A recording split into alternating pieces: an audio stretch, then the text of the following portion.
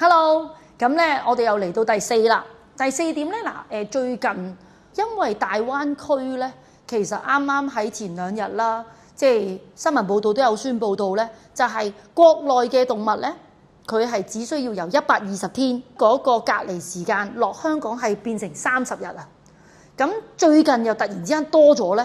打電話嚟查詢嘅同學仔就話啊，如果我嚟緊帶隻狗仔移民翻國內，或者我諗住係帶翻去國內移民做準備，你哋嘅課程係點樣㗎？咁喺呢部分咧，我都想即係同大家分享下，講多啲事實俾你知嘅。嗱，的而且確咧，而家咧香港咧好多咧，我哋叫做北上消費啦。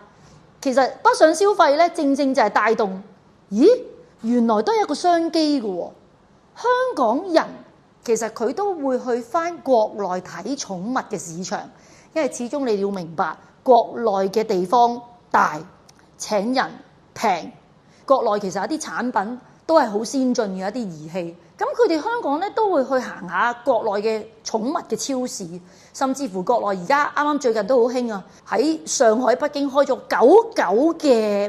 狗嘅 gym room。跟住狗嘅幼稚園，甚至乎比我哋香港更加先進。咁我相信香港唔係唔先進，只不過因為土地嘅問題，租金貴啦。所以如果你話諗住係移民去國內發展做寵物生意呢，喺香港讀課程係好嘅。點解呢？首先我要話俾你聽，國內市場每一年啊嗰個增長係差唔多係維持住10%。而家平均全中國市場規模係達到2700億人民幣喎。哇！你諗下，如果我有1% 嘅生意係我，咁都好好啦，正啊！我成日都講，因為香港市場始終都係細啊，喺香港寸金尺土都要你哋知道請人啦、裝修啦，跟住寵物嘅數量啦，遠遠都唔及國內嘅。好啦，中國呢亦都係全球第2大嘅經濟體系。喺呢一度咧講咗啲少少嘅資訊俾你聽咧，就唔係教你哋上堂，更加係國內有嘅單身經濟人口啦，因為老化嘅感情支援啦，就造就咗我哋而家寵物嘅行業，譬如寵物美容、寵物保姆、犬隻訓練師，跟住一啲叫寵物管家、寵物旅遊，呢啲亦都係新興嘅一啲嘅寵物服務。而點解香港人係比較吃香啊？我哋講緊嗱，當然啦，講廣東話咧，其實咧都係一個問題。如果你話你自己講國語好叻嘅，更加你要考慮啦。吃香嘅原因係因為香港人本身啊，服務咧過往一直都係走喺國際水平。